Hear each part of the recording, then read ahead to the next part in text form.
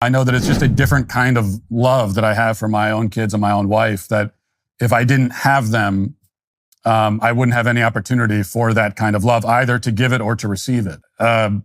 As I said, to me, not having that is nothing but pure horror. I see no advantage of it. Right. So you outlined two dimensions there. You said that, if you took the short-term mating strategy route, let's say, that would introduce all sorts of deception and lies and betrayal and brokenness into your family. So that's sort of on the hell side. I look at my life up to the age of 25, and I see all of that as basically childhood.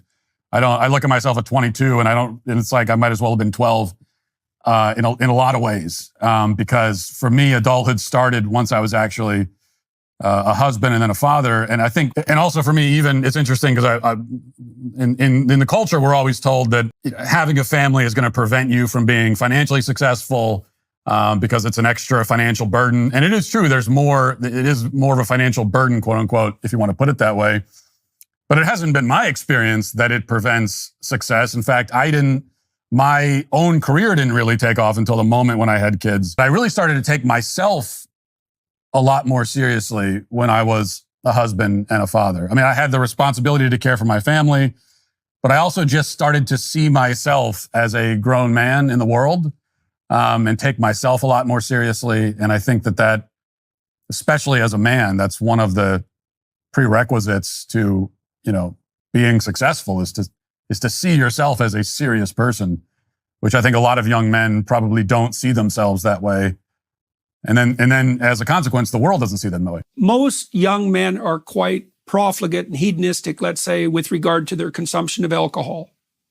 And why? Well, because it's fun. People drink to drink away their misery, and there is some truth to that because it is a good respite from anxiety. But mostly people drink to party and have a good time, which means to engage in hedonistic stupidity of various forms. And the reason that people do that is obvious. They do that because the substances like alcohol that people use are physiologically rewarding. And I just want to focus on myself and have fun. If that's your mentality, there's just no way to be truly happy, except in those fleeting moments that you talk about. But right, and you'll get more and more desperate to pursue those fleeting moments too. That's the cataclysmic abyss of hedonism, because those will also get more and more rare the more you pursue them. I talked to Jocko Willink.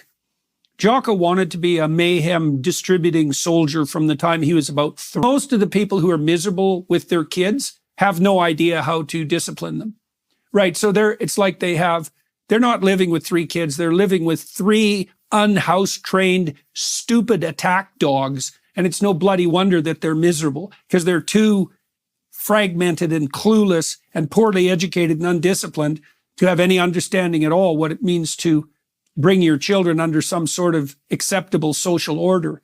And so that's a complete catastrophe. I mean, it's obviously the case that dysregulated social relationships can make your life hell. It doesn't take that much.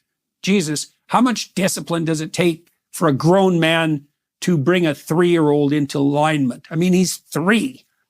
You can probably take him both psychologically and physically. And if you can't, well, then you're a coward fundamentally, or you've had very bad models. In any case, Jocko, when he went off to be the special forces character that he developed into, discovered very quickly that he really liked mentoring, and that was way better than just, what would you say, living for the sake of adventurous mayhem. And that was a real profound realization on his part, that there wasn't anything better he could find to do with his life, his like monstrous Viking life. Easily could have been a criminal, right? Taken that pathway because he's got that aggressive temperament. He found that there was nothing better that he could find than to mentor young men, and that's to adopt that paternal role. There is a deep source of meaning in that. And that's the spirit of the patriarch that's celebrated in the biblical stories. It's part of the manifestation of the spirit of the God of Isaac and Abraham.